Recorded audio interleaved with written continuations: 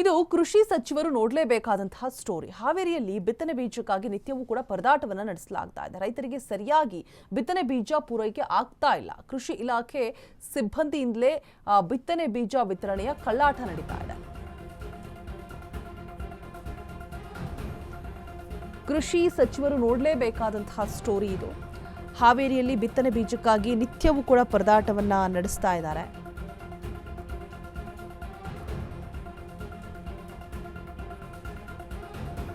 ತಮಗೆ ಬೇಕಾದವರಿಗೆ ಬೇಕಾದಂತಹ ಸಮಯದಲ್ಲಿ ಬೀಜಗಳು ವಿತರಣೆ ಆಗ್ತಾ ಇದೆ. ಆದರೆ ಎಲ್ರಿಗೂ ಸಿಗ್ತಾ ಇಲ್ಲ. ಕೃಷಿ ಇಲಾಖೆ ಸಿಬ್ಬಂದಿಯಿಂದಲೇ ಬಿತ್ತನೆ ಬೀಜ ವಿತರಣೆಯ ಕಳ್ಳಾಟ ನಡೀತಾ ಇದೆ ಅಂತ ರೈತರು ಆಕ್ರೋಶವನ್ನು ಹೊರಹಾಕ್ತಾ ಇದ್ದಾರೆ. ಸಾಕಷ್ಟು ರೈತರು ದಿನ ಇಡೀ ಕೂಡ ನಿಂತರೂ ಬಿತ್ತನೆ ಬೀಜ ಸಿಗ್ತಾ ಇಲ್ಲ. ಬೇರೆ ಬೇರೆ ಜಿಲ್ಲೆಯಲ್ಲಿ ಈಗ ಆಲ್ರೆಡಿ ಕೃಷಿ ಚಟುವಟಿಕೆ ಬಿರುಸಿನ ಶುರುವಾಗಿರುವಂಥದ್ದು. ಆದರೆ ಹಾವೇರಿ ಜಿಲ್ಲೆಯಲ್ಲಿ ಮಾತ್ರ ಸರಿಯಾಗಿ ಸಿಗ್ತಾ ಇಲ್ಲ ಬಿತ್ತನೆಯ ಬೀಜ. ಪ್ರೈವೇಟ್ ಆಗ್ರೋ ಕೇಂದ್ರದಲ್ಲಿ ಈ ಬಾರಿ ಗಗನಕ್ಕೇರಿರುವಂತಹ ಬಿತ್ತನೆ ಬೀಜಗಳ ಬೆಲೆ ಕೂಡ ಕೃಷಿ ಇಲಾಖೆಯಲ್ಲಿ ಹಗಲಿರುಳು ಕಾದರೂ ಕೂಡ ಬಿತ್ತೋದಕ್ಕೆ ಬೀಜ ಸಿಗ್ತಾ ಇಲ್ಲ, ಬಿತ್ತನೆ ಬೀಜಗಳು ಸಿಗ್ತಾ ಇಲ್ಲ. ಕೃಷಿ ಮಂತ್ರಿ ಚಲುವರಾಯಸ್ವಾಮಿ ಅವರೇ ಏನು ಮಾಡ್ತಾ ಇದ್ದೀರಾ? ಹಾವೇರಿ ಉಸ್ತುವಾರಿ ಮಂತ್ರಿ ಶಿವಾನಂದ ಪಾಟೀಲ್ ಅವರೇ ಒಂಚೂರಿ ಕಡೆ ಗಮನ ಹರಿಸ್ಬೇಕಲ್ವಾ?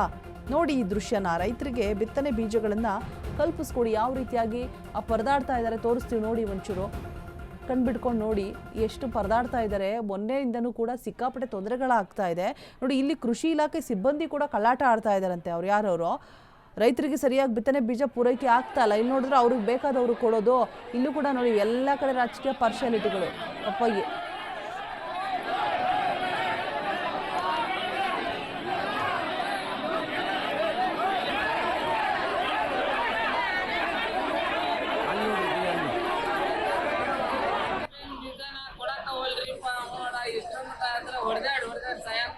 ಮಳೆ ಒಂದ್ ಆಗೈತಿ, ಬಿತ್ತಾಕ್ ಬೀಜನ ಸಿಗೋಲ್ಲ. ಯಾಕೆ ಹೋಗ್ರಿ ಅವ್ರ ಬೀಜನ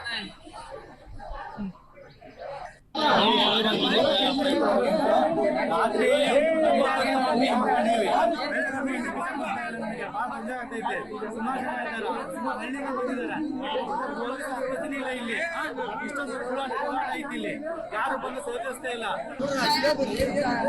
ಪ್ಯಾಕೆಟ್ ತಗೊಂಡು ರಾತ್ರಿ ಎಷ್ಟು ದಿವಸದ ಅಡ್ಡಾಡೋದು? 4-5 ವಾರ ಆತ್ರಿ ಅಡ್ಡಾಡೋದು. ಈಗ ಏನಂತಾರ್ರಿ ಅವ್ರು?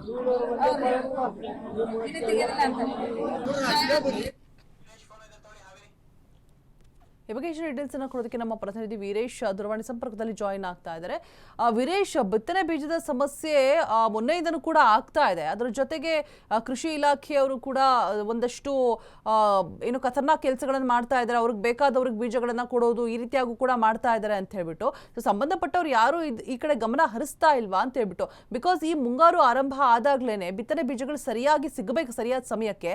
ಬೆಲೆ ಏರಿಕೆ ಕೂಡ ಆಗಿದೆಯಂತೆ. ಏನ್ ಹೇಳ್ತಾರೆ ಅಲ್ಲಿನ ರೈತರು?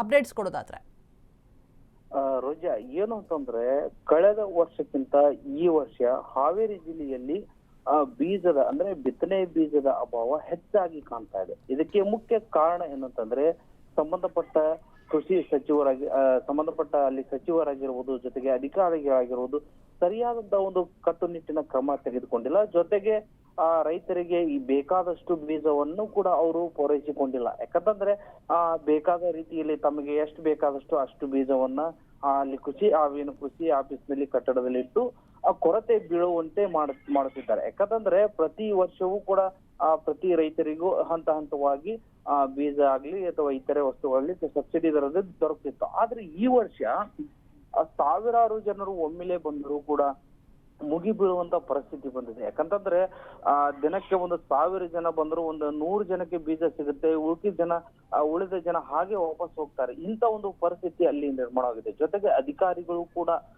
ಕಳ್ಳಾಟ ಆಡ್ತಿದ್ದಾರೆ. ಯಾಕಂತಂದ್ರೆ ತಮಗೆ ಬೇಕಾದ ರೈತರಿಗೆ ಬೀಜ ಗೊಬ್ಬರವನ್ನ ಕೊಟ್ಟು ಉಳಿದ ರೈತರನ್ನ ಇವತ್ತು ಸ್ಟಾಕ್ ಇಲ್ಲ ಎನ್ನುವ ರೀತಿಯಲ್ಲಿ ವಾಪಸ್ಸು ಕಳಿಸುವಂತ ನಿರ್ಧಾರವನ್ನು ಮಾಡಿದ್ದಾರೆ.